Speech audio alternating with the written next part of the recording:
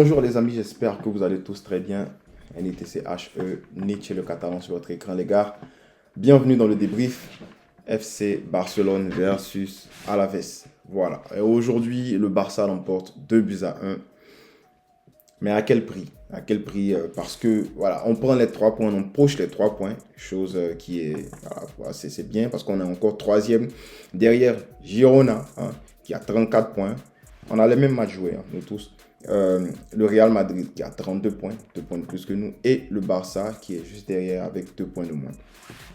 Donc, aujourd'hui, ce Barça-là l'emporte, mais les gars, en première mi-temps, c'est franchement... Déjà, il faut bien noter la réaction du Barça qui était bonne. Une très bonne réaction du Barça, mais avec beaucoup d'ennuis. On s'est ennuyé en première mi-temps. On est l'équipe des records. Frère, aussi, tu ne savais pas, le Barça, c'est l'équipe des records. Pourquoi je dis ça? C'est parce qu'aujourd'hui, on a encaissé un but après avoir eu le ballon. C'est pas comme si l'équipe adverse avait le ballon. On a eu le ballon. On a fait le coup d'envoi. Et on encaisse un but à la 17e seconde. Moi, je ne sais pas pour toi. Hein. Mais même si c'est... Même là, c'est qu'on ils sont trop forts. Même si c'est FC Beaunois qui joue contre Alaves, je ne pense pas qu'ils vont prendre un but à la 17e seconde, frérot. C'est la honte. C'est honteux. On s'est dit la vérité, c'est la honte. Donc, Xavi et puis ces gars-là, franchement, vous êtes honteux. Voilà, on va se dire la vérité. On ne va plus protéger qui que ce soit ici. C'est honteux. Et c'est pas que ça, mais c'est qu'en première mi-temps, Samu, l'attaquant de Alaves, il a failli marquer 2 ou 3 fois. Il a eu une mauvaise note même lors du match. Là. Il a eu, malgré son but, il a eu un 6,8. Pourquoi? C'est parce qu'il a eu des occasions manquées. Le mec, il a eu énormément d'occasions manquées. Voilà. Il a eu 3 shots off target. Et puis, un tir cadré, un but. Mais les shots off target, là, il y en avait 2. Il y a un qui a été sauvé par Ter Stegen et il y a un qui a frappé la barre. Il y a un tir, il a failli marquer. Je ne sais pas comment il a ouvert son pied, il n'a pas marqué. Franchement, en premier mi-temps, c'était facile, 3-0. Voilà. Et là, je ne te dis pas que c'est le Barça qui aurait dû mener. En fait, c'est Alaves. Donc, tu te rends compte qu'encore sans cracher sur l'équipe adverse, hein, sans cracher sur Alaves, c'est une équipe professionnelle. Ils ont fait leur course, ils ont fait leur chemin pour être là. Mais tu te rends compte qu'on est le Barça et on se fait dominer comme ça. Voilà. D'abord, c'était Shakhtar. Le Real nous a malmenés. Shakhtar. Et là, maintenant, c'est Alaves. En fait, Alaves, c'est quoi? Les 12e au classement, un truc comme ça? Dis-moi en commentaire si je me trompe, mais je n'ai même pas envie de regarder. Voilà, donc vérifiez ce que je suis en train de dire là. Mais comment ça se fait qu'Alaves nous malmène comme ça? Voilà, ça aurait dû être 3-0, une humiliation au stade olympique. Ah, une humiliation à domicile. Non mais frérot, en fait, il y a quelque chose qui ne va pas là. Parce qu'on joue très mal. Et là, il faut se dire la vérité. Moi, je mets la faute sur Xavi, numéro 1, parce que c'est le coach. Et en 2, je mets la faute sur les joueurs. Parce que franchement, la mentalité là. Déjà, Xavi qui vient nous sortir encore en conférence de presse que voilà, il ne veut pas donner d'excuses et tout, mais quand la presse critique les joueurs comme ça les affecte mentalement. Oh, Xavi, c'est pas à cause. Donc, tu vas nous dire que c'est les médias qui font que vous jouez mal. Est-ce que vous. Je me demande si les gars s'entraînent même. Je me demande si cette équipe-là, ils s'entraînent. Ils vont jouer quoi? La corde à sauter ou quoi? Ils font les rondos à l'entraînement. Mais c'est nul à chier, franchement. Ah, désolé du terme, mais c'est nul. C'est du gros n'importe quoi. C'est du gros n'importe quoi ce que cette équipe est en train de nous faire. Vous vous rendez compte qu'on mène. En fait, on a gagné. On a pris les 3 points. Belle réaction des joueurs. Là, on va finir avec ça. On va finir avec une note positive. Belle réaction des joueurs. Mais franchement, les gars, moi je suis sur ma fait. C'est insuffisant. Insuffisant. Alors, tu vas venir, tu vas me dire, ouais, j'ai parlé du match de Lewandowski. Bon, on va commencer par derrière. Ter Stegen, merci du sauvetage et tout. Mais bon, voilà. Il prend un but entre ses jambes encore. Je ne sais pas s'il faut qu'on lui donne un drap, bien quelque chose pour qu'il attache pour pas que le ballon passe là-bas. Non, j'ai pas envie de tirer sur lui. Juste, voilà. En fait, ça m'énerve. Vous comprenez, ça m'énerve. Xavi a décidé de ne pas faire jouer Baldé et de mettre Cancelo à gauche et Araujo à droite. Franchement, cette idée n'est pas mauvaise. Pourquoi? Parce que le petit Baldé, il dort sur ses lauriers. Son début de saison, il est cataclysmique, il est catastrophique, il est nul. Voilà. Mauvais début de saison. La preuve en est qu'il n'a même pas été appelé en équipe d'Espagne pour le rassemblement. Donc, il faut qu'il se réveille. Ça pour moi, c'est un bon appel. Hein. C'est un appel du petit. Réveille-toi, tu es en train de faire une mauvaise saison. Parce que tu avais très bien commencé, mais ça ne va plus là. Donc, un petit rappel, il faut qu'il se souvienne que, voilà, même s'il n'y a pas de remplaçant là, Cancelo il peut jouer à gauche. Et Cancelo, il a bien joué à gauche aujourd'hui. Je pense que lui-même là, on ne sait même plus si c'est quoi son côté préférentiel. Parce qu'à gauche, il assure, à droite, il assure. À droite, par contre, c'était pas trop ça. Pourquoi? C'est parce que Koundé se faisait manger par Samu. C'est un gros une grosse différence hein, en termes de physique, en termes d'athlétisme, en termes de rapidité. Il y a une très très grosse différence. Donc voilà, quand Xavi a décidé de faire jouer Arao en centrale et Koundé à droite, ça a été doublement payant. Pourquoi? Parce que Arao a été en mesure de venir bousculer directement ce joueur-là, Samu. Et surtout, c'est parce que surtout ça a été payant parce que Koundé, il a été l'auteur d'un beau centre sur la tête de Lewandowski. Un très très beau but de la part de Lewandowski. Ne vous inquiétez pas, j'ai ouvert son dossier, j'ai parlé de lui tout à l'heure.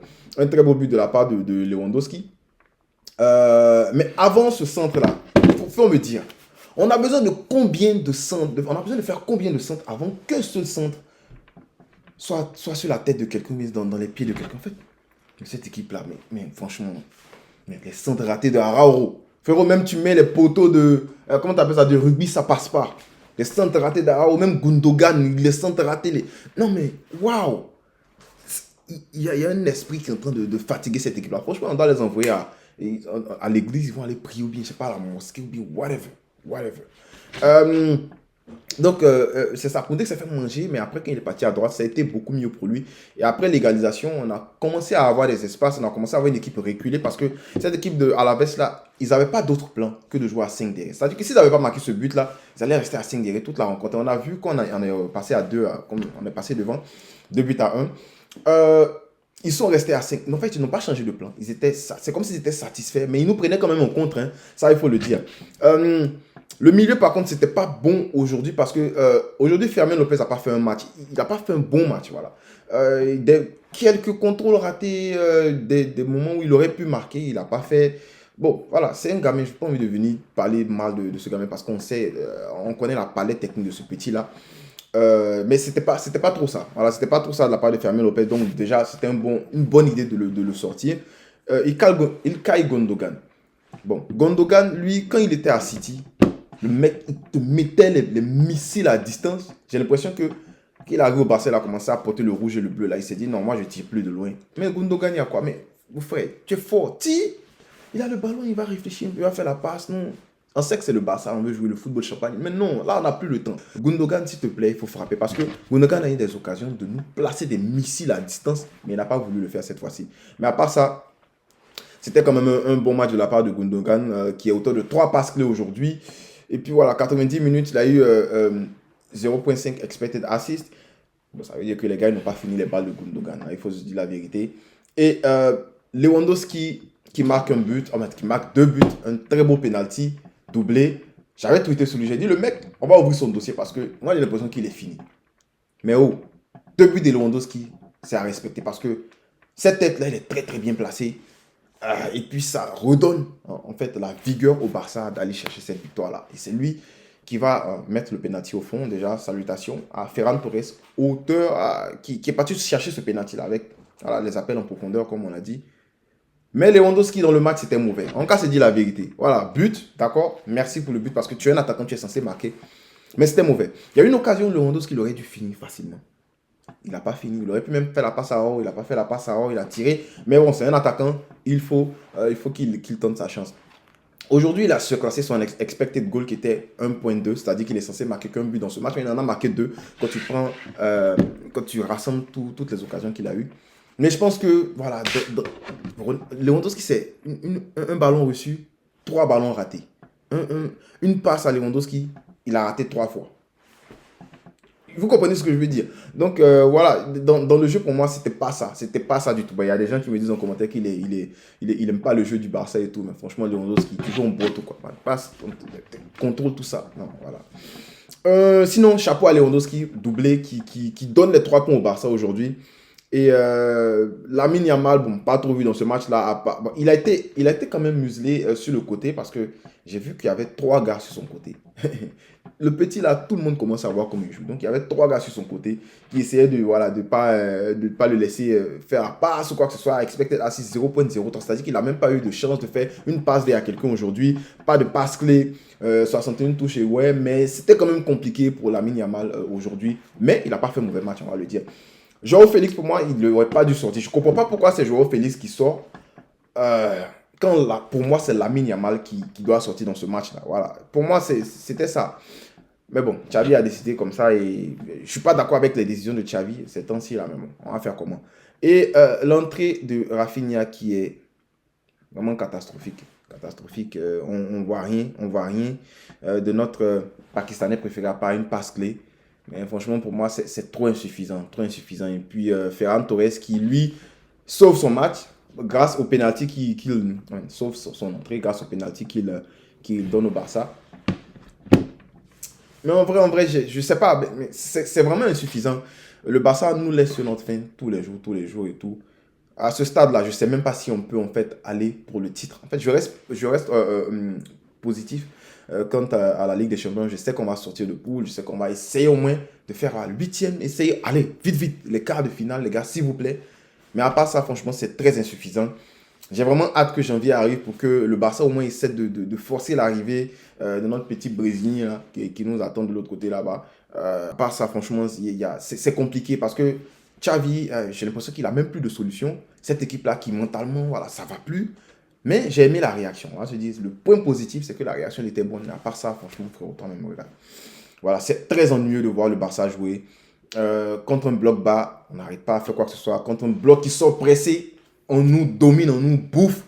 Regardez Shakhtar. Donc, on a vu les deux facettes aujourd'hui. Bloc bas, pas aujourd'hui, mais les deux dernières rencontres. Bloc bas contre Alaves, on n'a pas pu trouver des solutions. Les solutions, facilement, c'est en fait des centres. C'est voilà, un attaquant qui peut conserver le ballon et tout, mais Lewandowski, c'est compliqué de conserver les centres. Si on arrive à le trouver, je pense que Lewandowski peut finir. Il nous a montré ça aujourd'hui. Bloc, en fait, pressing, contre un pressing. Voilà, on a ce Barça-là qui se fait bouffer. Il va falloir trouver une solution. Ouais, parce que, voilà, il y a Porto qui arrive bientôt. Porto qui arrive bientôt. Et puis, voilà, le Barça, pour moi, c'est trop insuffisant. C'est trop, trop insuffisant. Alors, dans 2 semaines, on va jouer contre Rayo Vallecano, qui s'est fait atomiser par Girona. Alors, est-ce que le Barça aura la solution à l'extérieur pour aller vraiment taper cette équipe de Rayo Vallecano? Là, il va falloir voir. Mais surtout, 3 jours plus tard, il y aura le match contre Porto. Comment est-ce que Xavi va faire la rotation? J'ai hâte, vraiment, j'ai hâte de voir ce que ce gars-là va nous sortir. Parce que franchement, ces temps-ci, c'est du n'importe quoi. Voilà, c'est du n'importe quoi. Donc, merci d'avoir suivi la vidéo. Dis-moi en commentaire, c'est qui ton top? C'est qui ta flop? Moi, facilement, je peux dire top. Voilà, on va dire Lewandowski pour ses 2 buts. Mais dans le match, moi, je reste sur ma fin. Puis flop. Voilà. Puis flop, ben, voilà, on peut mettre Fermin Lopez rapidement comme ça. Mais on peut se dire aussi que c'est parce qu'il n'a pas eu assez de temps. C'est pas vraiment une flop, mais si tu dois l'aligner, si tu dois faire un classement avec tous les gars qui ont joué ce match-là, tu peux facilement dire Fermin Lopez. Puis voilà. Puis on va mettre Rafinha, voilà, parce que c'est mon gars sûr. Donc voilà, merci d'avoir suivi la vidéo. N'oublie pas de poser ton like, abonne-toi si ce n'est pas encore fait. Et puis voilà. On ne cessera jamais de le dire, frérot. Pesca. Barça.